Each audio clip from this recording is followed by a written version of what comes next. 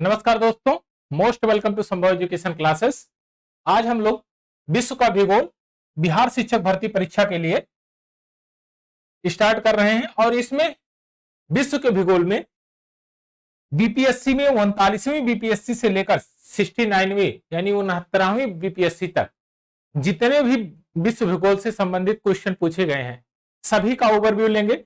और बीपीएससी में क्वेश्चन खूब ज्यादा रिपीट किए जाते हैं, तो इन क्वेश्चनों को भी देखेंगे और उसका बढ़िया से एनालिसिस करेंगे और maximum number of questions attempt करने की कोशिश करेंगे ताकि हमारे जो टाइम पीरियड है एग्जाम का उसी में हमारा पूरा सिलेबस कवर हो जाए।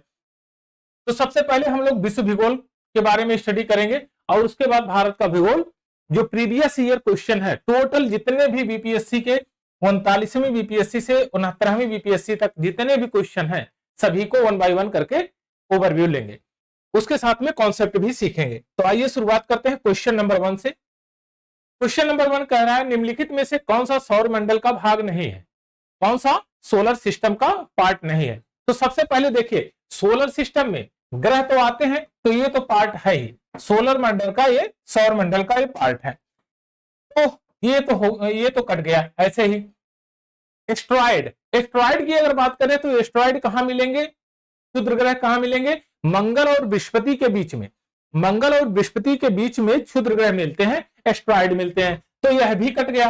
अब धूमकेतु क्या होता है, धूमकेतु का मतलब होता है उल्का पिंड। उल्का पिंड की बात करते हैं तो वे मैटर जो ब्रह्मांड यानी सौर मंडल से पृथ्वी की तरफ आकर्षित होते हैं पृथ्वी की ग्रेविटेशनल फोर्स के कारण, और जब वायुमंडल में घुसते हैं तो उनमें फ्रिक्शन के कारण गर्मी हो जाती है जिसके कारण वो जलने लगते हैं, और जलते हुए तारे को आप टूटता हुआ तारा भी कहते हैं और इसी को कहते हैं धूमकेतु। तो ये भी नहीं होगा। और एक चीज है नेबुला यानी कि निहारिका, निहारिका इस सौरमंडल का भाग नहीं है। और नेबुला हाइपोथेसिस का सिद्धांत लैप्लास ने 1796 ईस्वी में दिया था और इन्होंने कहा था, इनकी जो पुस्तक थी ये थी exposition of the world system. Exposition of the world system में इन्होंने निहारिका जो नेबुला हाइपोथेसिस का सिद्धांत दिया था। अगर सौर मंडल की बात करते हैं तो सौर मंडल का जो ओरिजिन हुआ था वो 4.6 बिलियन वर्ष पूर्व था। तो इसका अब आंसर हो जाएगा ऑप्शन नंबर डी, इसका करेक्ट आंसर हो जाएगा, निहारिका सौर मंडल का पार्ट नहीं है। आइए सेकंड क्वेश्चन लेते हैं। वैज्ञानिक जिन्होंने सर्वप्रथम खोज किया कि पृथ्वी सूर्य के चारों तरफ घूमती है, कौन ऐसे पर्सन थे जिन्होंने ये कहा पृथ्वी सूर्य के चारों तरफ चक्कर लगाती है। ये क्या न्यूटन, डाल्टन, आइंस्टीन और कोपरनिकस। तो इसमें आपके हो जाएंगे option number C correct answer, Copernicus. Copernicus में सबसे पहले अपनी हस्तलिखित जो पुस्तक थी, हैंड स्क्रिप्टिंग पुस्तक थी, उसका नाम था लिटिल कमेंट्री। लिटिल कमेंट्री 1514 ईस्वी में इन्होंने दिया था, एक पुस्तक लिखी थी। उसमें इन्होंने बताया था कि सूर्य ब्रह्मांड के केंद्र में है और पृथ्वी उसका परिभ्रमण कर रही है, चक्कर लगा रही है। और इन्होंने सबसे पहले यानी कि 1514 ईस्वी में दिया था। अच्छा, खास बात तो यह है कि भारत भी पीछे नहीं था। भारत में एक प्रसिद्ध जो है खगोल शास्त्री हुए बराहमिहिर, जिन्होंने 6वीं शताब्दी में खगोल शास्त्री के रूप में इन्होंने ये कहा कि चंद्रमा पृथ्वी का चक्कर लगा रहा है और पृथ्वी सूर्य का चक्कर लगा रही थी। यानी कि 6वीं शताब्दी के ये बराहमिहिर थे जो खगोल शास्त्री, उन्होंने उस समय कह दिया था। ऑथेंटिक सूत्रों को ना होने के कारण इनका बहुत ज्यादा पॉपुलर नहीं हुआ, तो हुआ किसका पॉपुलर, कोपरनिकस का। इन्होंने दिया था लिटिल कमेंट्री, लिटिल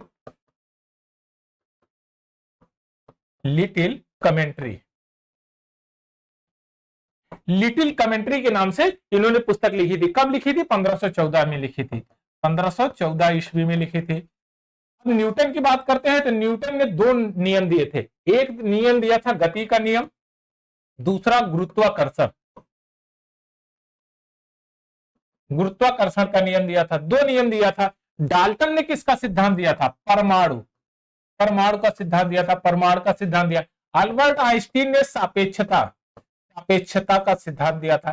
तो ये सिद्धांत इन्होंने दिए थे और अब चारों लोगों का एनालिसिस हो गया। तो इसमें पूछा क्या है कि सबसे पहले पता किसने लगाया था, तो कॉपरनिकस ने इसका सिद्धांत दिया था। आइए नेक्स्ट क्वेश्चन लेते हैं, क्वेश्चन नंबर 2। हमारी आकाशगंगा के केंद्र की परिक्रमा करने में सूर्य को कितना समय लगता है? सूर्य का टाइम पीरियड आपको बताना है कि हमारी आकाशगंगा की बात कर रहे हैं, हम गैलेक्सी की बात कर रहे हैं। और गैलेक्सी यानी कि अगर गैलेक्सी की बात करें तो उसमें इनफाइनाइट तारे हैं और सूर्य भी एक तारा है। सूर्य गैलेक्सी के चारों तरफ परिभ्रमण करता है, यानी कि गैलेक्सी का जो सेंटर है, वह केंद्र है, उसको क्या बोला जाता है? वह गैलेक्टिक केंद्र बोला जाता है। और आकाशगंगा के जो केंद्र है, केंद्र, उसको गैलेक्टिक केंद्र बोलते हैं। गैलेक्टिक केंद्र बोलते हैं। क्या बोलते हैं? इसको गैलेक्टिक केंद्र बोलते हैं। और उसका सब सारे जो तारे हैं वो चक्कर लगाते हैं, सूर्य भी उसका चक्कर लगाता है। अब मामला यह है कि कितने समय में एक चक्कर पूरा कर लेगा। तो एक चक्कर पूरा करने में 25.896 वर्ष लगते हैं, यानी कि 25.896 प्रकाश वर्ष कितना लगता है टाइम? 25.896 प्रकाश वर्ष का टाइम पीरियड लगता है। और इस स्पीड से, कौन सी स्पीड से चलाता है कि ये इतना टाइम जो है इसका इतनी दूरी कवर कर लेगा? 828 kilometre per hour, 828 kilometre per hour इसकी स्पीड से ये चलता है, तब ये एक चक्कर लगाता है। अच्छा, समय पीरियड पूछेगा कितने समय में ये पूरा हो जाता है एक चक्कर? तो 22.5 करोड़ वर्ष से 25 करोड़ वर्ष का टाइम लगता है। और इसी टाइम पीरियड को कहते हैं Cosmos year. Cosmos year, Cosmos year यानी कि ब्रह्मांड वर्ष कहा जाता है, इसी को ब्रह्मांड वर्ष कहा जाता है। तो ऑप्शन नंबर डी आपका करेक्ट आंसर हो जाएगा कि 25 करोड़ वर्ष। चलिए नेक्स्ट क्वेश्चन लेते हैं, क्वेश्चन नंबर 4। हमारे अंतरिक्ष में कितने तारामंडल हैं? और इसको कई बार आपने पढ़ा है कि तारामंडलों की जो संख्या है वो 88 है। कि कौन निर्धारित करता है? तो AIU करता है, इंटरनेशनल एस्ट्रोनॉमिकल यूनियन। ये करता है आपका तारामंडल कितने हैं, एस्ट्रोनॉमिकल जो है इंटरनेशनल एस्ट्रोनॉमिकल यूनियन, ये इसका निर्धारण करता है। तो इस समय कितने हैं जो है 88। ये 44वीं BPSC 2000 का प्रश्न है। चलिए नेक्स्ट क्वेश्चन लेते हैं। जिस तारामंडल के तारे ध्रुव तारे की ओर संकेत करते हैं, अब ध्रुव तारा यानी पोलरिस की बात करते हैं, और पोलरिस की अगर बात करते हैं तो उसकी तरफ संकेत करने वाले जो तारे हैं उनको कहा जाता है सप्तऋषि। सप्तऋषि ऑप्शन नंबर ए आपका करेक्ट आंसर है। तो ये ऑप्शन जो दिए गए हैं मृगविष और वृश्चिक, ये क्या है? ये उन सप्तऋषियों के नाम है, उन सप्तऋषियों के नाम है। सप्तऋषि उत्तर, अगर कहा जाए कि पूछा जाए कि सप्तऋषि का लोकेशन किधर रहता है, तो नॉर्थ हेमिस्फीयर में रहता है, रात के समय दिखाई देते हैं। कभी कभी खास बात तो ये पूछ लेता है कभी स्टेटमेंट देकर कि कौन सा स्टेटमेंट सही है और कौन सा कारण सही है। तो अगर स्टेटमेंट में आपको दे दिया कि क्या सप्तऋषि फाल्गुन और चैत्र महीने के श्रावण भाद्र महीने में दिखते हैं, तो आपका आंसर होगा हाँ सत्य है, क्योंकि फाल्गुन मास के जो महीना है उससे चैत्र, श्रावण और भादव ये मास के बीच में ये दिखते हैं। और ये पोलरिस यानी ध्रुव तारे की ओर संकेत करते हैं। सप्तऋषि, अगर सप्तऋषि को आपको देखना है 8वीं क्लास की NCERT में, आप देखिए कुछ इस प्रकार से चित्र बनता हुआ नजर आएगा। ये आपका चित्र है, पहले एक क्वाड्रिलेटरल टाइप में शेप में होगा और उसके बाद यहां पर यह स्टार होगा। ये सप्तऋषि है, ये सप्तऋषि का जो है फिगर है। अगर आपसे कभी कभी पूछ लेता है कि इनमें फर्स्ट वाला और लास्ट वाले का नाम बताइए, तो इसका नाम है कृतु, इसका नाम है कृत्यु, और इसका लास्ट वाले का नाम है मारीची। तो इसमें ऑप्शन नंबर ए आपका करेक्ट आंसर है, सप्तऋषि। चलिए नेक्स्ट क्वेश्चन लेते हैं, क्वेश्चन नंबर 6। ग्रह जिसका कोई उपग्रह नहीं है, कौन सा ऐसा ग्रह है जिसका कोई उपग्रह नहीं है? तो वो 2 ग्रह हैं, और वो है बुध बुध और शुक्र। शुक्र, बुध और शुक्र दो ऐसे ग्रह हैं जिनका कोई उपग्रह नहीं है, कोई भी उपग्रह नहीं है, कोई भी जो प्राकृतिक सैटेलाइट नहीं है। तो ऑप्शन के अकॉर्डिंग आपका option number B correct answer हो जाएगा बुध। बुध के पास कोई उपग्रह नहीं है, शुक्र के पास भी नहीं है। खास बात तो यह है बुध और शुक्र को भोर का और शाम का यानी मॉर्निंग स्टार और इवनिंग स्टार भी कहा जाता है। क्यों ऐसा कहा जाता है? क्योंकि सूर्य और पृथ्वी के बीच में ये दोनों लोकेटेड हैं। एट ए टाइम कहीं ना कहीं किसी न किसी हिस्से पर सूर्य का प्रकाश हमेशा पड़ता है, तो इसलिए कहीं सुबह होगी तो कहीं शाम होगी, और सुबह मॉर्निंग स्टार या इवनिंग स्टार इसको कहा जाता है। अगर सीक्वेंस देखेंगे तो सबसे पहले आता है बुध, फिर आता है शुक्र, फिर आता है पृथ्वी, और उसके बाद आता है मंगल। मंगल के बाद एस्ट्रॉयड आते हैं यानी क्षुद्र ग्रह आते हैं, फिर उसके बाद बृहस्पति आता है, फिर शनि आता है, फिर अरुण आता है, फिर वरुण आता है। यम को 2006 में आईएयू ने ग्रहों की श्रेणी से निकाल दिया। क्यों निकाल दिया? क्योंकि वो नेपच्यून की कक्षा को ओवरलेप कर रहा था, काट रहा था। तो इस प्रकार से ऑप्शन नंबर बी आपका करेक्ट आंसर है। चलिए, लिखने का कम प्रयास कर रहे हैं, आप समझिए, सुनिए और फिर एक आध दो बार रिवीजन करिए। सेम टू सेम इसी प्रकार के बीपीएससी क्वेश्चन करती है, तो इनमें और भी चीजों को हम देखेंगे, एक ही चीज को नहीं देखेंगे, क्योंकि कम टाइम में ज्यादा गेन करने की कोशिश करेंगे। सौरमंडल का सर्वाधिक गर्म ग्रह कौन सा है? अब आपको बताना है सौरमंडल का सबसे ज्यादा गर्म ग्रह कौन सा है, तो वो है शुक्र। शुक्र शुक्र जो है ये आपका option number B correct answer है, ये सबसे गर्म ग्रह है। और इसको पृथ्वी का जुड़वा ग्रह भी कहा जाता है, पृथ्वी का ट्वाइन प्लेनेट, ट्वाइन प्लेनेट भी कहा जाता है, जुड़वा ग्रह भी कहा जाता है। और ये सर्वाधिक गर्म है। कितना गर्म है? तो 370 केल्विन। इसका टेम्परेचर कितना है? 370 केल्विन। कितना है?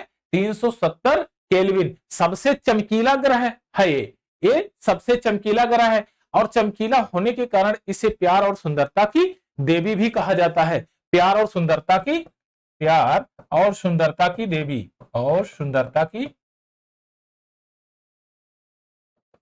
की देवी कहा जाता है, प्यार और सुंदरता की देवी कहा जाता है। और इसको मॉर्निंग और इवनिंग स्टार शुक्र और बुध दोनों को कहा जाता है, क्योंकि बुध के बाद शुक्र आता है, फिर उसके बाद पृथ्वी आती है, फिर उसके बाद मंगल आता है। पृथ्वी के और सूर्य के बीच में ये दोनों स्टार हैं। अगर आपसे कहा जाए कि परिक्रमण काल इसका कितना है, तो 225 दिन है। कितना है सूर्य का इसका परिक्रमण काल? 225 दिन, 225 डेज में ये परिक्रमा करता है। और इसमें आपसे पूछा है सबसे ज्यादा गर्म ग्रह, तो आपका है शुक्र। ऑप्शन नंबर बी आपका करेक्ट आंसर है। चलिए नेक्स्ट क्वेश्चन लेते हैं। इवनिंग स्टार किसको कहते हैं? तो इवनिंग स्टार बुध और शुक्र को कहते हैं। एकदम सीधा सा आपका जवाब है, ऑप्शन नंबर सी आपका करेक्ट आंसर है। बड़े आराम से आप इसको बता सकते हैं। मंगल ग्रह को क्या कहते हैं? तो इसको लाल ग्रह कहते हैं। आप ध्यान में रखिए, क्यों कहते हैं? क्योंकि आयरन ऑक्साइड ज्यादा है, आयरन ऑक्साइड ज्यादा है इसको। अब बृहस्पति क्या है? सबसे बड़ा बिगेस्ट ग्रह है।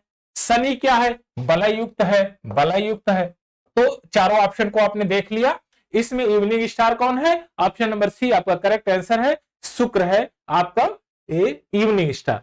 चलिए नेक्स्ट क्वेश्चन लेते हैं, क्वेश्चन नंबर 9। पृथ्वी तक पहुंचने के लिए सूर्य से चला प्रकाश कितना समय लेता है? तो आप कई बार इसको पढ़ते हुए चले आ रहे हैं कि विद्युत चुंबकीय तरंगों का जो वेग है वो 1,86,000 मील पर सेकंड है। 1,86,000 मील पर सेकंड है, मील प्रति सेकंड है। और इसी के आधार पर आप इसका कैलकुलेशन करते हैं, और एकेडमिक सेशन में कई बार आपने पढ़ा है, क्योंकि ये सूर्य का प्रकाश पृथ्वी तक आने में 8 मिनट 19 सेकंड का टाइम लेता है। 8 मिनट 19 सेकंड का टाइम लेता है, और 8 मिनट 19 सेकंड ऑप्शन में नहीं है और इसके करीब है, तो ऑप्शन नंबर सी 8 मिनट आपका करेक्ट आंसर हो जाएगा। इसमें कॉमन सेंस से भी लगा सकते हैं। 8 सेकंड में तो कभी पहुंचेगा नहीं, 1 मिनट में भी नहीं पहुंचेगा, क्योंकि 60 सेकंड है। आपका 24 मिनट, यानी 24 मिनट का मतलब होता है आपका लगभग अप्रोक्स आधे घंटे से थोड़ा कम है, आधे घंटे से थोड़ा कम, तो उतना टाइम नहीं लेगा। और ट्रेवल करने में केवल 8 ही मिनट लेता है, 8 मिनट 19 सेकंड का टाइम लेता है। चलिए नेक्स्ट क्वेश्चन लेते हैं, क्वेश्चन नंबर 10।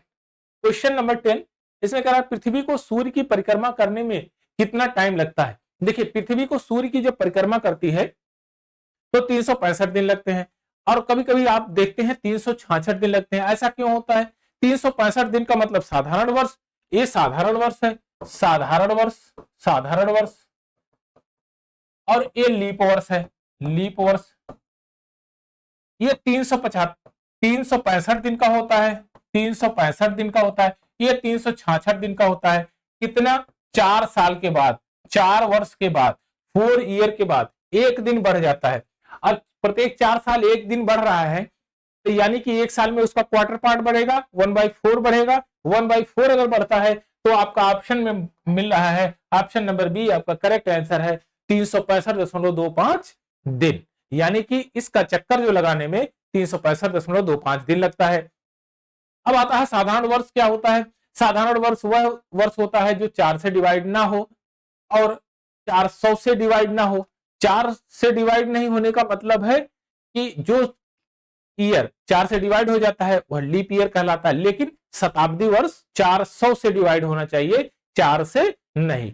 तो इसमें आपका ऑप्शन नंबर बी आपका करेक्ट आंसर है। चलिए नेक्स्ट क्वेश्चन लेते हैं, क्वेश्चन नंबर 11। पृथ्वी परिक्रमण करती हुई प्रति मिनट करीब कितनी दूरी तय कर लेती है। अभी यहां पर आवर में नहीं दिया है, किलोमीटर पर घंटे में नहीं दिया है, यहां पर दिया डिस्टेंस कितने में टाइम ट्रेवल कर रहा है, ये सेकंड में पूछ रहा है। अगर इसमें कितनी दूरी तय कर लेती प्रति मिनट, प्रति मिनट का मतलब 60 सेकंड में कितनी दूरी तय कर लेगी। तो सबसे पहले आपको देखना है कि परिधि पे कितने वो सफर कर रही है, कितना डिस्टेंस है उसका। तो उसकी जो परिधि है, पृथ्वी की परिधि 4 यानी कि सूर्य का चक्कर लगाने में, वो 40,090.28 किलोमीटर है। 40,090.28 किलोमीटर है। ये इतना किलोमीटर वो डिस्टेंस परिधि अपना तय करती है। कितने टाइम में तय करती है? तो 23 घंटा और 56 मिनट में ये तय करती है। अब जब इसको कैलकुलेट करेंगे तो रिजल्ट आएगा अप्रोक्स 1670.333 समथिंग, ऐसे कुछ रिजल्ट आएगा। अब 1670 ये क्या हुआ, ये आपका 1670 ये किलोमीटर पर आवर है। क्या है? किलोमीटर प्रति घंटा है, क्योंकि घंटे में निकाल रहे हैं। अब मिनट में अगर निकालेंगे तो 1670 को 60 मिनट से, यानी कि ये मिनट क्या मतलब सेकंड बन गया कि नहीं। 1 मिनट की बात करेंगे तो यहां पर जब निकालेंगे तो ये आ जाएगा 27.8 किलोमीटर पर सेकंड के स्पीड से, यानी कि 27.8 किलोमीटर पर सेकंड की स्पीड से चल रही है। तो आयोग ने इसको गलत माना कि इसमें कोई भी ऑप्शन मैच नहीं कर रहा है, तो नन ऑफ दीज लिख सकते हैं, इनमें से कोई नहीं, इनमें से कोई नहीं, कोई नहीं। सैद्धांतिक रूप से आप प्रूव्ड करेंगे तो आपको ये चीजें समझ में आएगी। चलिए नेक्स्ट क्वेश्चन लेते हैं, क्वेश्चन नंबर 12। पृथ्वी पर मरुभूमि होने की संभावना अधिक है, कहां पर अधिक है? पहले मरुस्थल भूमि देखते हैं। जब हम इक्वेटर की बात करते हैं तो हवाएं यहां पर नीचे उतरती हैं और एक सेल के रूप में जनरेट होती हैं। और मरुस्थल कहां पाए जाएंगे? तो ये अक्षांश कहां पर पाए जाएंगे? ये जो ट्रॉपिक ऑफ कैंसर है और ट्रॉपिक ऑफ कैप्रिकॉर्न है, 23.5 डिग्री के समकक्ष में वहीं पाए जाएंगे। पाने का क्या कंडीशन है? वो 15 डिग्री से 30 डिग्री के भीतर, यानी 15 डिग्री अक्षांश से 30 डिग्री अक्षांशों के बीच में सारे मरुस्थल पाए जाएंगे, चाहे वो नॉर्थ हेमिस्फीयर में हो या साउथ हेमिस्फीयर में हो। अगर नॉर्थ हेमिस्फीयर की बात करें तो सबसे पहले देखिए आप उत्तरी अमेरिका में तो मोजोबी मरुस्थल वह है आपका लगभग 25 डिग्री के अक्षांश पे लोकेटेड है। सहारा डेजर्ट आप देखेंगे तो ये लगभग 20 डिग्री के अक्षांश पे लोकेटेड है। वहीं पर तुर्कियाना और गोबी देखेंगे जो अरब कंट्रीज में है, ये लगभग आपका 23.5 डिग्री अक्षांश पे है। और थोड़ा सा और आगे बढ़ेंगे तो आपका थार का मरुस्थल आएगा, थार का डेजर्ट आएगा, यह भी आपका लगभग 24 डिग्री पे लोकेटेड है। जब आप साउथ हेमिस्फीयर में आएंगे, साउथ हेमिस्फीयर में देखेंगे चिली में आपको जो है मोंटी मरुस्थल मिलेगा, मोंटी मरुस्थल मिलेगा, आटाकामा मरुस्थल मिलेगा। फिर नीचे आप आएंगे अफ्रीका में नीचे की तरफ, तो इसमें अच्छा एक और उत्तर जो दक्षिणी अमेरिका है उसमें आपको मिलेगा पेंटागोनिया, नीचे की तरफ पेंटागोनिया मिलेगा आपको, और वो भी मरुस्थल आपका लगभग जो है 25 डिग्री लेटीट्यूड के समथिंग में वो रन करता है। जब आप ऑस्ट्रेलिया में जाएंगे तो ऑस्ट्रेलिया में देखेंगे 3 मरुस्थल बहुत ज्यादा है, एक है गिब्सन, दूसरा है ग्रेट विक्टोरिया और तीसरा है सिम्पसन। वो किस लेटीट्यूड पे स्थित है, लोकेटेड है, वो लगभग 27 डिग्री लेटीट्यूड पे है साउदर्न हेमिस्फीयर में। तो आपने देखा कि 25 से 30 डिग्री के भीतर में जितने भी मरुस्थल हैं सारे हैं वो। ऐसा कारण क्यों होता है? ऐसा कारण इसलिए होता है कि 30 डिग्री अक्षांश पर जो उच्च वायुदाब रहता है, हाईएस्ट वायु का प्रेशर रहता है, हवाएं ऊपर से नीचे की तरफ आती हैं, हवाएं ऊपर से नीचे की तरफ आती है, वर्ष भर मौसम एकदम पूरा नीट एंड क्लीन साफ रहता है, तो वहां पर कोई बारिश होने की संभावना नहीं रहती है। और जब बारिश होगी नहीं तो एवरग्रीन फॉरेस्ट को कहां जनरेट होंगे, तो वहां पर डेजर्ट पाए जाते हैं। और यही condition 30 degree latitude north hemisphere और साउथ हेमिस्फीयर में होता है। तो यहां पर ऑप्शन दिया है 0 डिग्री अक्षांश कभी नहीं होगा, 50 डिग्री अक्षांश कभी नहीं होगा, 70 डिग्री भी नहीं होगा, तो 23 डिग्री अक्षांश पर ये लेटीट्यूड पे आपके पाए जाएंगे। तो ऑप्शन नंबर बी इसमें करेक्ट आंसर है। चलिए नेक्स्ट क्वेश्चन लेते हैं। एक प्रभावी कोरियालिस बल जिस कारण से होता है, क्या है कोरियालिस बल पहले समझ लेते हैं। कोरियालिस, जेबी कोरियालिस एक महान जो है जियोग्राफर रहे। इन्होंने पृथ्वी को देखा और उसके मोशन को, यानी उसके एक्सिस पे रोटेशन को लेकर इन्होंने एक सिद्धांत दिया। इन्होंने कहा कि जैसे जैसे पृथ्वी मूवमेंट करती है, जो अपने एक्सिस पे रोटेट करती है, एक्सिस पे जो घूमती है, उससे पृथ्वी की दिशा तथा दाब की प्रवणता पृथ्वी के घूर्णन पर निर्धारित करता है।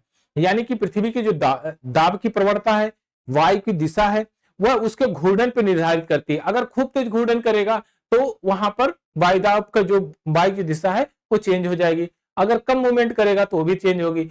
अगर जो कंटिन्यू ऐसे मूवमेंट कर रहा है तो उसके मूवमेंट से वायु की दिशा और दाब की प्रवणता में चेंजिंग आएगा। तो ऑप्शन देखिए, पृथ्वी के घूर्णन की बात किया उन्होंने और सारी चीजें घूर्णन पे डिपेंड किया कि वहां पर दाब कितना बनेगा और प्रवणता कितनी बनेगी।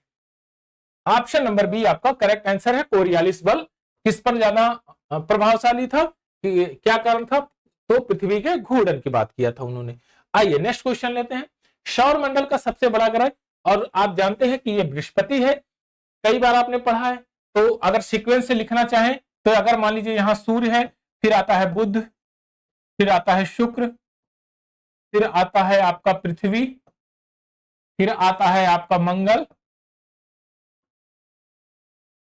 फिर यहां पर आता है एस्ट्रॉयड क्षुद्र ग्रह, फिर यह आता है बृहस्पति, और फिर आता है शनि, फिर आता अरुण, फिर आता है वरुण, और लास्ट में यम को 2006 में जो है उसको हटा दिया गया IAU द्वारा, क्योंकि वह नेपच्यून की कक्षा को ओवरलैप कर रहा था। तो ये सीक्वेंस रहा आपके ग्रहों का, और सबसे बड़ा ग्रह आपका बृहस्पति बिगेस्ट है, ये बिगेस्ट है, और सबसे स्मॉलेस्ट ग्रह स्मॉलेस्ट है कौन है, बुध है। और ये शुक्र और बुध भोर का तारा, मॉर्निंग स्टार, इवनिंग स्टार कहा जाता है, इसलिए ऑप्शन नंबर सी आपका करेक्ट आंसर है। चलिए नेक्स्ट क्वेश्चन लेते हैं। निम्नलिखित में से किस ग्रह का घनत्व सबसे कम है। तो सबसे कम वाला जो ग्रह है, एक बार इसको नजर मारेंगे तो यहां पर जितनी भी ग्रह हैं इनका घनत्व कम है। सबसे अधिक घनत्व किसका है, ये पृथ्वी का है 5000, सॉरी यहां पर लिखता हूं, सबसे अधिक इसका जो ग्रह है, जो घनत्व है 5514 kg पर मीटर क्यूबिक। ये 5514 kg पर मीटर क्यूबिक इसका घनत्व है। अगर इसकी बात करें, शुक्र की बात करें, शुक्र की बात 5243 मीटर क्यूबिक है। 5243 मीटर केजी पर मीटर क्यूबिक है। तो सबसे भारी ग्रह कौन है? पृथ्वी। लेकिन इसे पूछा कौन है सबसे घनत्व में कम? तो ये देखिए तीनों तो आपके मिल जाएंगे इनर प्लेनेट। अब बचा क्या है आपका आउटर प्लेनेट। आउटर प्लेनेट का घनत्व सबसे कम है तो शनि का घनत्व सबसे कम है। और ये शनि का घनत्व कम होने के कारण इसकी अन्य विशेषताएं हैं। शनि को क्या कहा गया? गैसों का गोला। गैसों का गोला, क्या कहा गया? गैसों का गोला है ये। और दूसरा कि दूसरा नंबर का सबसे बड़ा प्लेनेट है। पहले बृहस्पति है, उसके बाद शनि है, फिर अरुण है, फिर वरुण है, और उसके बाद आपका पृथ्वी आता है, फिर आपका शुक्र आता है, फिर मंगल आता है, लास्ट में बुध आ जाता है। कितने डिग्री झुका हुआ है? तो 27 डिग्री झुका हुआ है। इसका झुकाव 27 डिग्री है। सबसे खास बात तो ये पूछा जाता है कि इसका सबसे बड़ा उपग्रह कौन सा है? तो इसका सबसे बड़ा उपग्रह है टाइटन। टाइटन सबसे बड़ा उपग्रह है। सबसे करीब का उपग्रह अगर आपसे पूछ लिया जाए तो आप बता सकते हैं मिमास। मिमास इसके सबसे करीब का उपग्रह है, सबसे नजदीक उपग्रह है इसके मिमास। तो ये रहा आपका ऑप्शन नंबर डी, इसमें करेक्ट आंसर सबसे कम घनत्व किसका है? शनि का है। चलिए नेक्स्ट क्वेश्चन लेते हैं। शनि सूर्य के चारों ओर एक चक्कर लगाने में कितना समय लेता है? शनि की बात किया गया, सूर्य के चारों तरफ घूमने में कितना समय लेता है? तो सबसे पहले ये देखिए कि शनि जो है अपने एक्सिस पर 10 घंटे में घूम लेता है। 10 घंटे में वो घूम लेता है। इतना तेजी से घूमता है कि 10 घंटे में एक चक्कर मार लेगा। इसलिए इसको ऑब्लेट ग्रह कहा जाता है। कौन सा?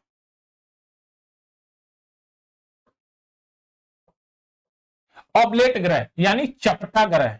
चपटा ग्रह, चपटा ग्रह क्या कहा जाता है? ऑब्लेट ग्रह कहा जाता है, यानी कि चपटा ग्रह कहा जाता है। यही एक ऐसा ग्रह है जहां पर अस्थाई वायुमंडल है। अस्थाई वायुमंडल है, अस्थाई वायुमंडल है यहीं पर। और कोई ऐसा ग्रह नहीं है जिसका अस्थाई वायुमंडल हो। अस्थाई वायुमंडल इसी में है। वायुमंडल, अस्थाई वायुमंडल है। और जो ये टाइम पीरियड लेता है अब सूर्य का चक्कर लगाने में, वह 29.5 वर्ष लेता है। ऑप्शन नंबर सी आपका करेक्ट आंसर है। 29.5 ईयर का समय लेता है वो सूर्य का एक चक्कर लगाने में। तो ऑप्शन नंबर सी आपका करेक्ट आंसर है। चलिए नेक्स्ट क्वेश्चन लेते हैं। यूरेनस, यूरेनस का मतलब होता है वरुण। इसको वरुण कहते हैं। सूर्य के चारों ओर एक परिक्रमा लगाने में कितना समय लेता है? तो वरुण क्या है? सबसे लास्ट वाला ग्रह है। तो सबसे लास्ट वाला ग्रह तो मैक्सिमम टाइम लेगा। तो इसमें मैक्सिमम टाइम कौन सा? 84 वर्ष। 84 वर्ष लेता है, 84 वर्ष लेता है एक चक्कर लगाने में। कभी कभार आपसे ये पूछा जाता है कि इसका खोज किसने किया है? इसका खोज 1781 ईस्वी में विलियम हार्सेल ने किया था। किसने? 1781 में विलियम हार्सेल, विलियम हार्सेल ने किया था। हार्सेल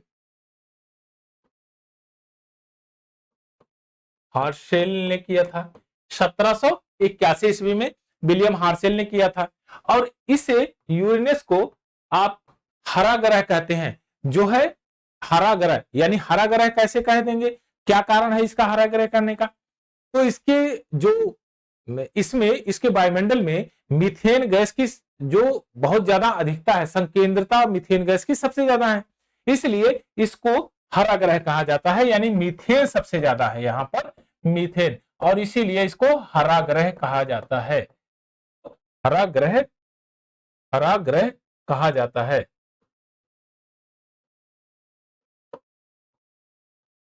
हरा ग्रह, इसको हरा ग्रह कहा जाता है। किसके कारण? मीथेन होने के कारण। यह शीत ग्रह, कोल्ड प्लेनेट भी कहा जाता है इसको।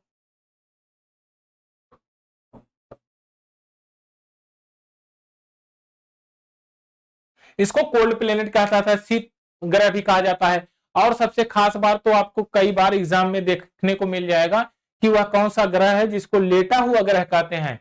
यानी कि लेटा हुआ ग्रह और चपटा हुआ ग्रह में अंतर है। लेटा हुआ ग्रह ये है आपका, और चपटा हुआ ग्रह कौन सा है? शनि है। क्योंकि उसमें जो है वो बहुत ज्यादा तेजी से चक्कर लगाता है, अपने एक्सिस पे रोटेट करता है। अब लेटा हुआ ग्रह ये है आपका यूरेनस, वरुण। क्यों लेटा हुआ है? क्योंकि यह 82 डिग्री झुका हुआ है और यह एंटी क्लॉकवाइज परिक्रमा करता है पश्चिम से पूर्व की तरफ। तो आपका यूरेनस इसमें हो जाएगा ऑप्शन नंबर 1 करेक्ट आंसर होगा। 84 वर्ष का टाइम पीरियड लेता है सूर्य का एक चक्कर लगाने में। चलिए नेक्स्ट क्वेश्चन लेते हैं, क्वेश्चन नंबर 18। जियोडेसी वह विज्ञान है जो संबंधित है स्थल चट्टानों से। सबसे पहले जियोडेसी समझते हैं। जियोडेसी 3 चीजों पर बात करता है। पहला नंबर फर्स्ट नंबर जो बात करता है जियोडेसी, वो कहता है कि पृथ्वी की ज्यामिति क्या है, आकार क्या है, उसका अध्ययन करता है। पृथ्वी की ज्यामिति आकार की बात करता है, उसके आयाम की बात करता है, क्योंकि ज्यामिति में आयाम की बात किया जाएगा तभी मेजरमेंट होगा, तभी फिगर या स्ट्रक्चर बनेगा। तो पहला नंबर तो ये कहता है। अब दूसरे नंबर की अगर बात करते हैं तो दूसरा नंबर कहता है कि पृथ्वी का अंतरिक्ष में लोकेशन क्या है, कहां पर लोकेटेड है, वह अंतरिक्ष में क्या अभिन्यास है, उसकी बात करता है। अंतरिक्ष में बात करता है, अंतरिक्ष में पृथ्वी की स्थिति।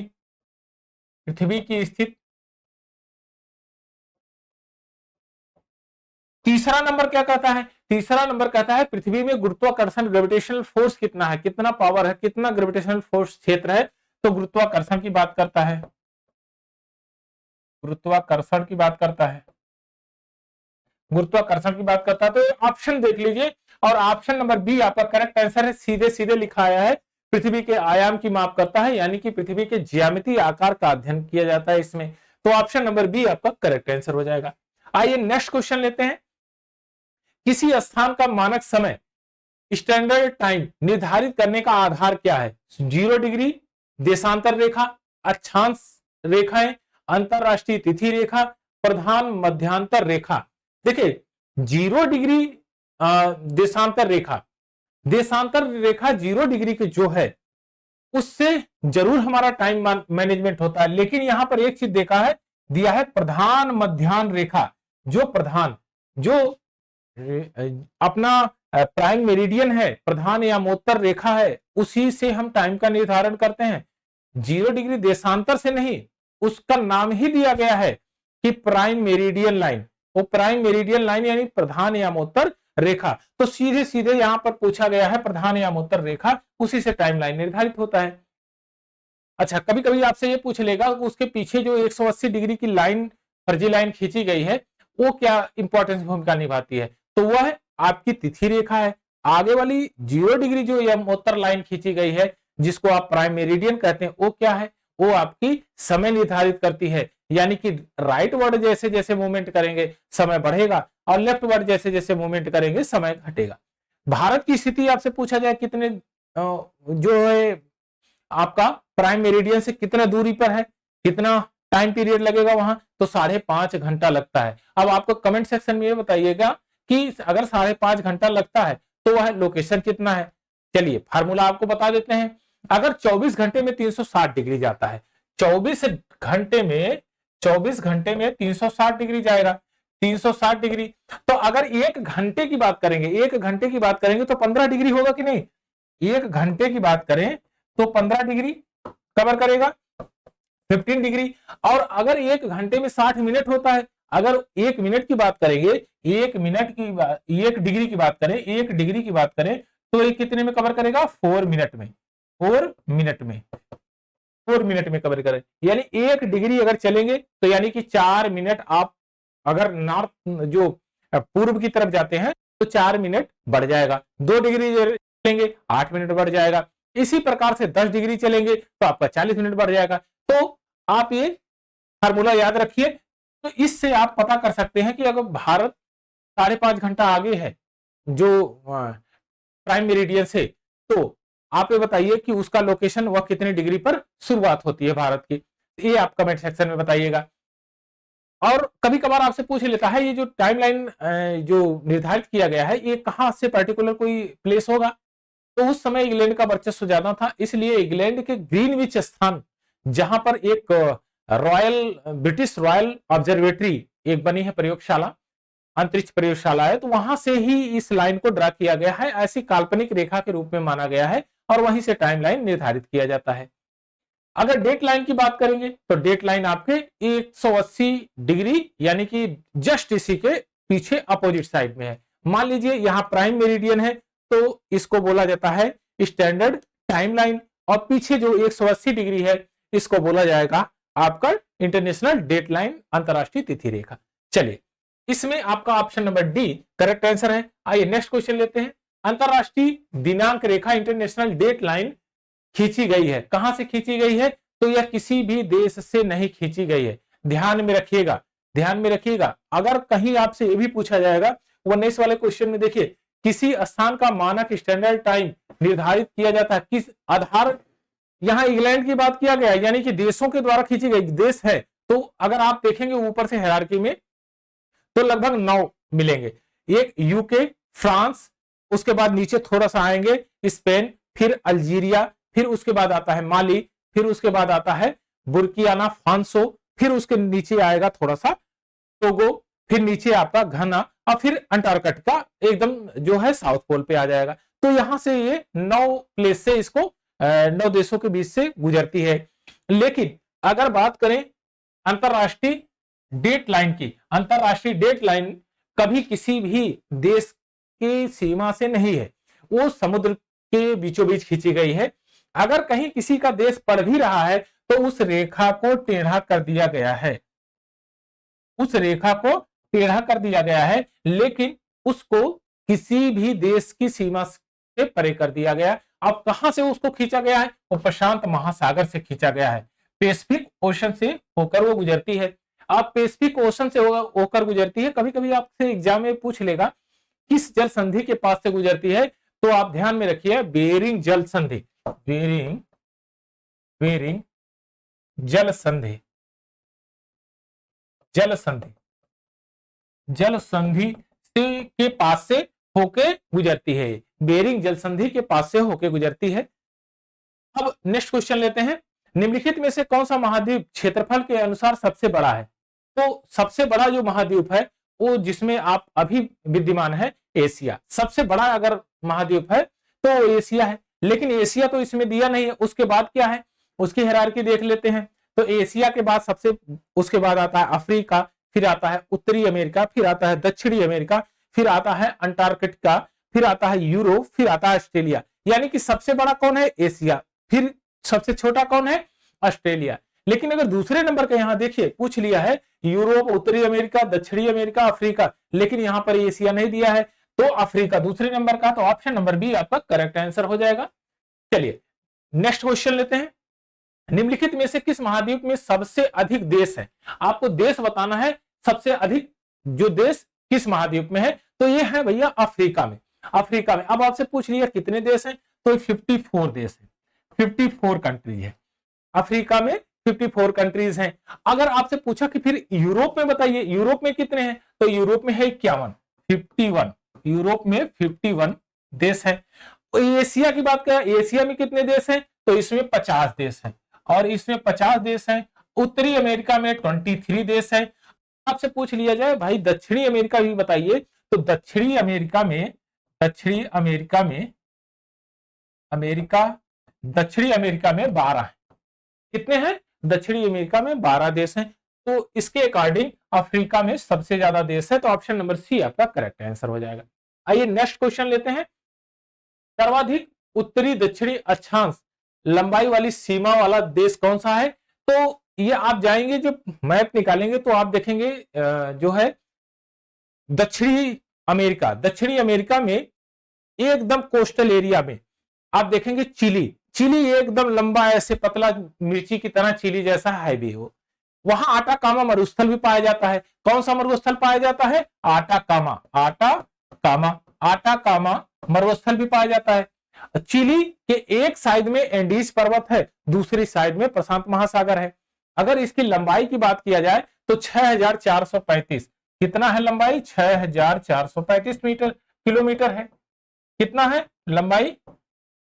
6435 किलोमीटर है चिली का लंबाई।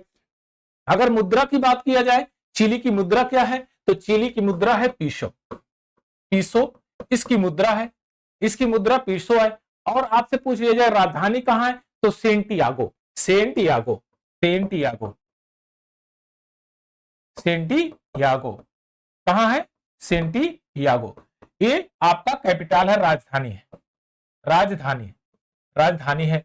अगर आपसे कभी ये भी पूछा जाता है कि ये जो है कौन से महाद्वीप में है, तो आप ये जानते हैं कि ये दक्षिणी अमेरिका में है।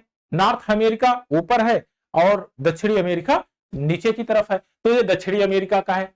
और सब ये नहीं, चिली है, ये यहां पर ये चिली। ऑप्शन नंबर बी इसका करेक्ट आंसर हो जाएगा, चिली। चलिए नेक्स्ट क्वेश्चन लेते हैं।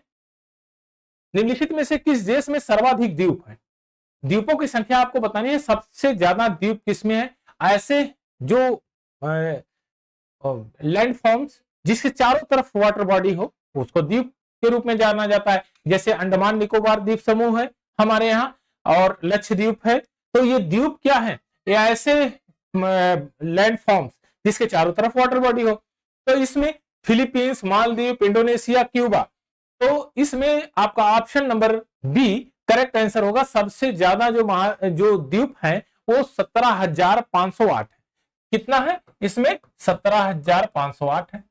कितना है? 17,508 सबसे ज्यादा है। क्यूबा की बात करें तो 4,195 है, 4,195 इसमें है। कहां पर? क्यूबा में है। लेकिन 17,805 में 6,000 का ही नामांकन किया गया है। नामांकन अभी तक किया जा सका है और सारे द्वीपों का नामांकन नहीं किया जा सका है। तो इंडोनेशिया में यह चीजें जो है, अब कभी कभी आपसे पूछ लेता है कि ये बताइए कि इसका नामांकन करता कौन है? हाइड्रो ओशनोग्राफी डिपार्टमेंट करता है। कौन करता है? Hydro oceanography,